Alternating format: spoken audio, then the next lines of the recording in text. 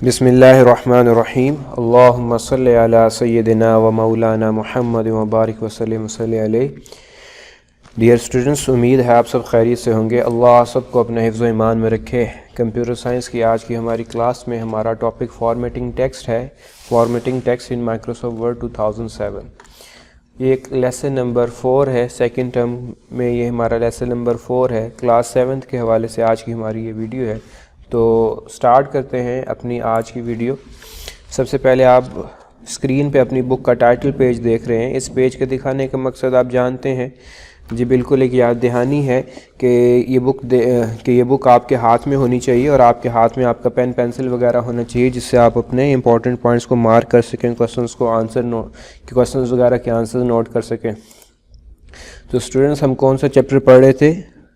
Very good. Unit number 3 हमने जो है वो स्टार्ट किया हुआ है। यूनिट नंबर 3 जो है वो customize a word document, Microsoft word document किस तरह से कस्टमाइज़ किया जाता है, इससे रिलेटेड है। तो हम उसी पे बात कर रहे हैं। माइक्रोसॉफ्ट वर्ड के मुतालिक हमने बहुत सारे फीचर्स पढ़े हैं।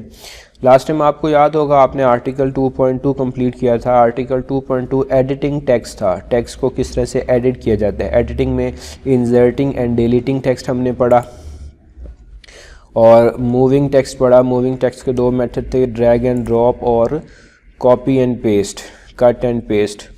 और फिर हमने कॉपिंग एंड पेस्टिंग टेक्स्ट पढ़ा, अंडू एंड रीडू पढ़ा, inserting current date and time हमने इसमें पढ़ा था, और count word in a document, find and replace की कमांड्स हमने इसमें पढ़ी थी और देखा था कि थिसारस को किस तरह से यूज़ करते हैं। इसके अलावा हमने इन सिंबल्स वगैरह इंसर्ट करने का मेथड पढ़ा था, अपने कमेंट्स वगैरह किस तरह से उसमें ऐड किए जाते हैं, ये सारा हमने देखा था। डिलीट कमेंट से पहले तक पेज नंबर 60 से पेज नंबर 60 के स्टार्ट तक हम अपने टॉपिक को 3.2 को कंप्लीट कर चुके हैं, एडिटिंग टेक्स्ट को।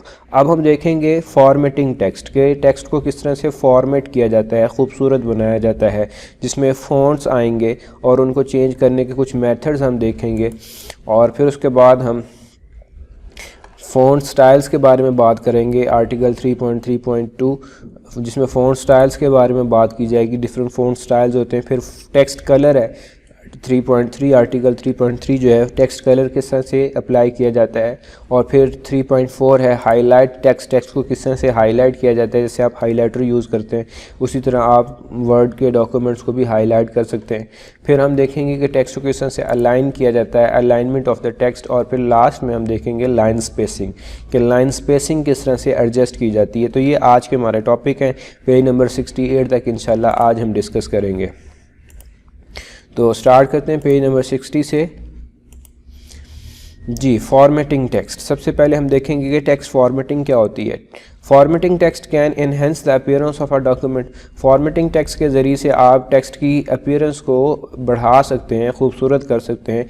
आ user can use various font styles and colour to emphasise important text. User जो है वो डिफरेंट किस्म के फ़ॉन्ट्स और स्टाइल्स को यूज़ कर सकता है, कलर्स को यूज़ कर सकता है अपने इंपॉर्टेंट टेक्स्ट को नुमाया करने के लिए, ज़रूरी टेक्स्ट को नुमाया करने के लिए। A user can also adjust the space between line of the text and change in the alignment of the text. और यूज़र जो है वो लाइंस की स्पेसिंग को भी एडजस्ट कर सकता है और उसकी अलाइनमेंट वगैरह को भी सेट कर सकता है। ये सारी चीज़ें फॉर्मेटिंग में आती हैं। जितनी भी चीज़ें यहाँ पे हमने डिस्कस की हैं ये सारी की सारी, जैसे फ़ॉन्ट्स हैं, स्टाइल्स हैं, कलर्स हैं और लाइन स्पेसिंग है और टेक्स्ट अलाइनमेंट्स हैं, ये सारी की सारी चीज़ें जो है वो टेक्स्ट फॉर्मेटिंग में आती हैं।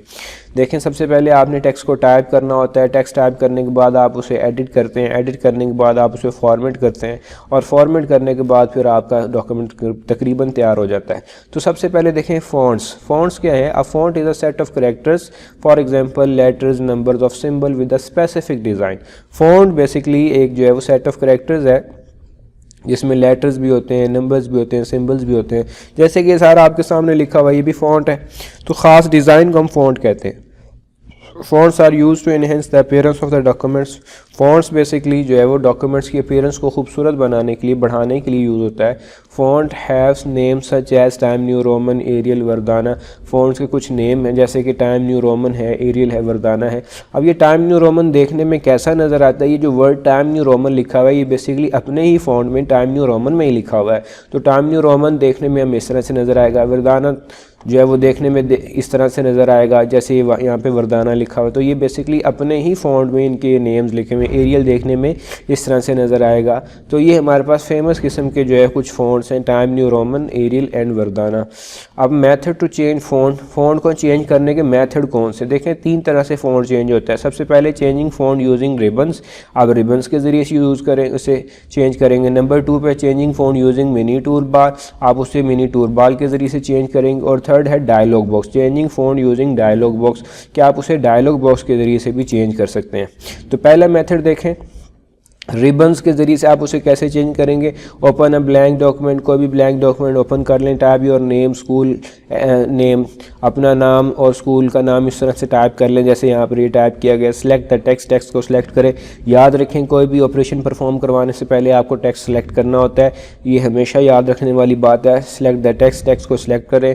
On the home tab in the font group, अब सबसे पहले देखें ये जो होम टैब है ये पहला टैब होता है, उसमें सेकंड नंबर पे ये ग्रुप है फ़ॉन्ट ग्रुप, ठीक है। ये पेज नंबर 60 के ऊपर पिक्चर आपकी बनी हुई है।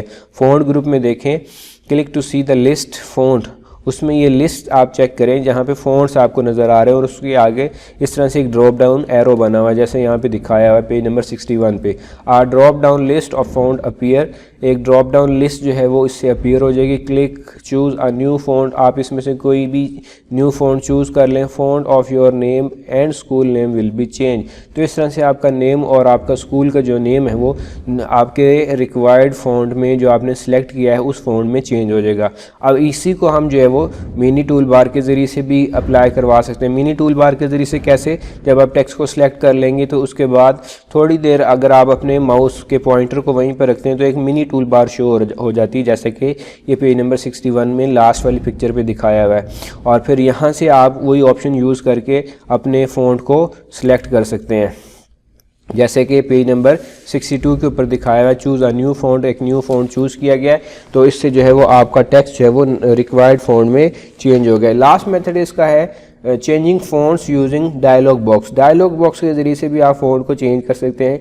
आपको ये ग्रुप नज़र आ रहा है फ़ॉन्ट का ग्रुप, इस ग्रुप का नेम जहाँ लिखा हुआ है उसके आगे एक छोटा सा बटन है, इसे आपको मैं पहले भी बता चुका हूँ लॉन्चर बटन कहते हैं। जब आप इस बटन पर क्लिक करेंगे तो आप देखेंगे इस तरह से एक डायलॉग बॉक्स ओपन हो जाएगा, पेज नंबर 63 के ऊपर आपको दिखाया हुआ है। तो इसमें तो बहुत सारी डिटेल्स होती हैं, यहाँ पे फ़ॉन्ट की डिटेल है, फ़ॉन्ट का टैब है, यहाँ से आप कोई भी फ़ॉन्ट चूज़ करेंगे, क्लिक ओके पे क्लिक कर देंगे तो आपका जो फ़ॉन्ट है वो इस तरह से चेंज हो जाएगा। तो इस तरह से 3 तरीके हैं हमारे पास फ़ॉन्ट्स को चेंज करने के। नेक्स्ट हमारा टॉपिक है 3.2 फ़ॉन्ट स्टाइल्स।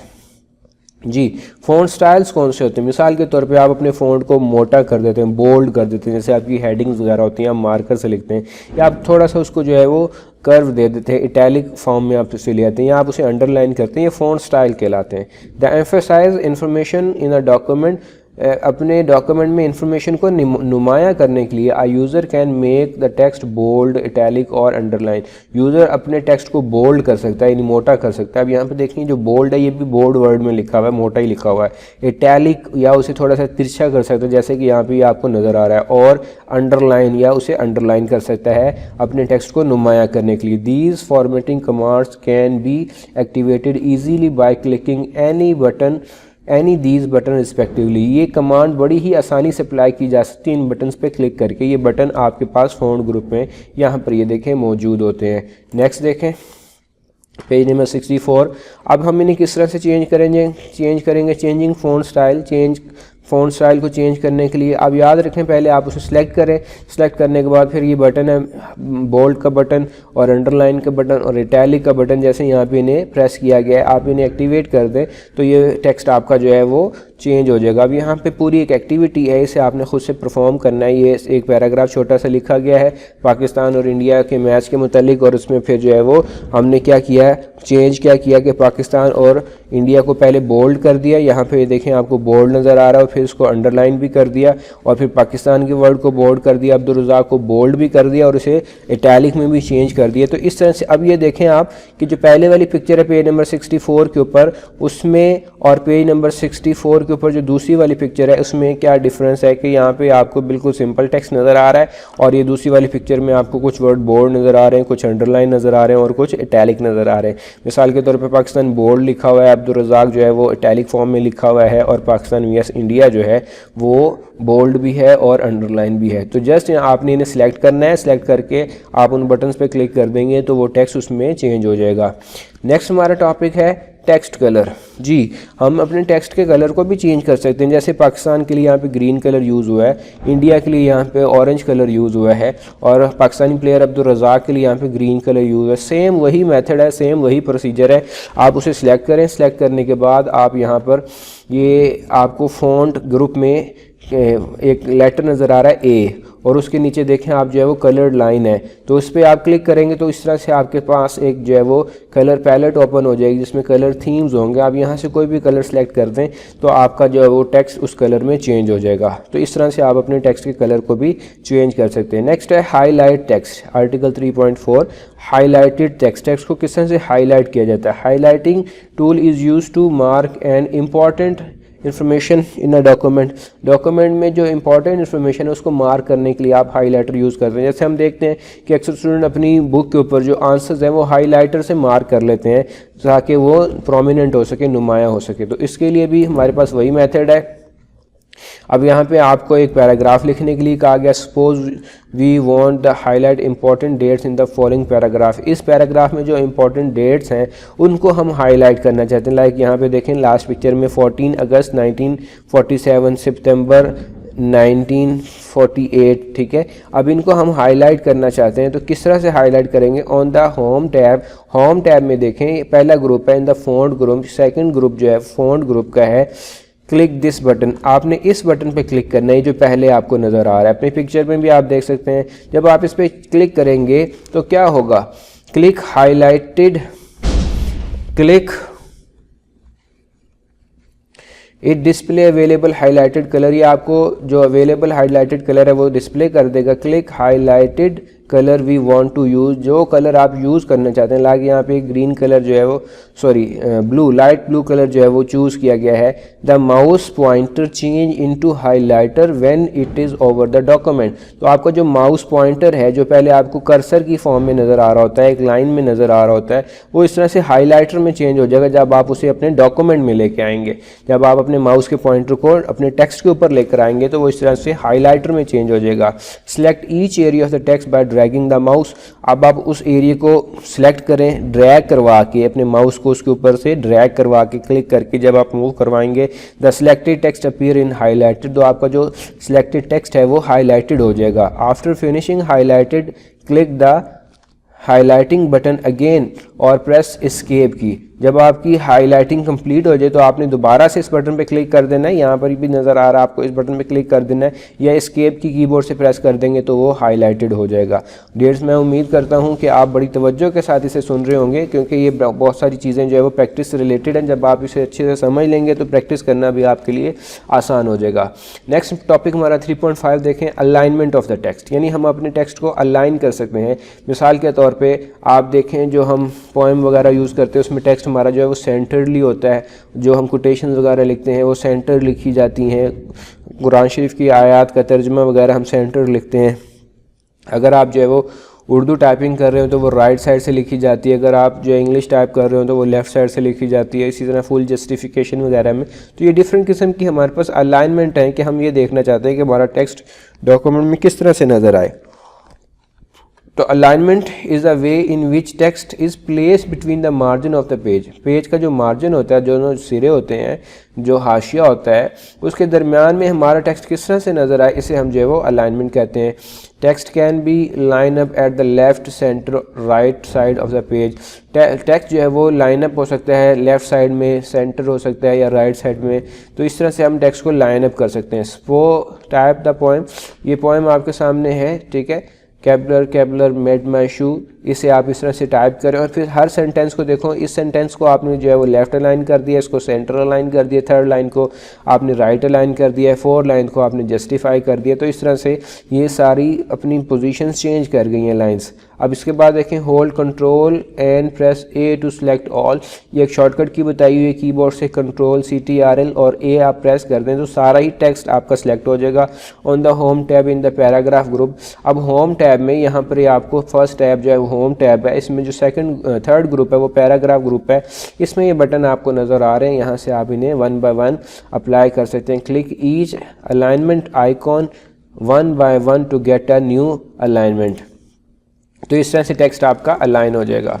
जी डियर स्टूडेंट्स, हमारा आज का आखिरी टॉपिक है चेंजिंग लाइन स्पेसिंग, कि लाइन की स्पेस को किस तरह से चेंज किया जाता है। ये आपके सामने लाइंस हैं तो हम इनके फासले को बढ़ा भी सकते हैं, कम भी कर सकते हैं अपनी ज़रूरत के मुताबिक। Line spacing determine the amount the vertical space between the line in the text in a paragraph, paragraph में जो लाइंस होती हैं उनको हम जो है वर्टिकली इस पोजीशन में वर्टिकली उनकी स्पेस को कम या ज़्यादा कर सकते हैं। By default lines are single space, आमतौर पे जब हम उसे ओपन करते हैं तो उसकी जो लाइन स्पेसिंग है वो सिंगल होती है। अब इसे हम किस तरह से अप्लाई करेंगे, ये डॉक्यूमेंट है, एक पैराग्राफ है, इसे टाइप करने के बाद hold control plus A to select the all, आप कंट्रोल प्लस ए प्रेस कर दें। जी कंट्रोल प्लस ए प्रेस करने से क्या होगा, वेरी गुड, आपका सारे का सारा टेक्स्ट जो है वो सिलेक्ट हो जाएगा। On the home tab in the paragraph group, अब ये जो होम टैब है इसमें आपको जो थर्ड ग्रुप नज़र आ रहा है paragraph group, click the line spacing button, ये वाला लाइन स्पेसिंग बटन है, इस पर आप क्लिक कर दें to display the available line spacing option. तो इसमें जो आपको हमारे पास अवेलेबल लाइन स्पेसिंग ऑप्शन है वो सारी की सारी शो हो जाएंगी। Click each line spacing option 1 by 1 to see the layout, तो 1 by 1 आप उन पर क्लिक करें और अपने डॉक्यूमेंट के लेआउट को आप देख सकते हैं। तो डियर स्टूडेंट्स, ये हमारे आज के टॉपिक थे, इससे रिलेटेड हम एक्सरसाइज में कोई क्वेश्चन नहीं पाते, इसलिए आपको सिर्फ और सिर्फ इसको रीड करने के लिए कहा गया। तो आज आपकी डायरी है रीड पेजेस 60 to 68, ये जो आज हमने टॉपिक पढ़ा है फॉर्मेटिंग टेक्स्ट, ये पेज नंबर 60 से लेकर 68 तक है, तो आपने इसको अच्छी तरह से रीड करना है और उसकी प्रैक्टिस का अगर आपके पास मौका है तो आपने इसकी प्रैक्टिस भी करनी है। उम्मीद है ये वीडियो आपको बहुत ज़्यादा हेल्प करेगी। अपना बहुत ज़्यादा ख्याल रखिएगा। अस्सलामु अलैकुम व रहमतुल्लाहि व बरकातुहू।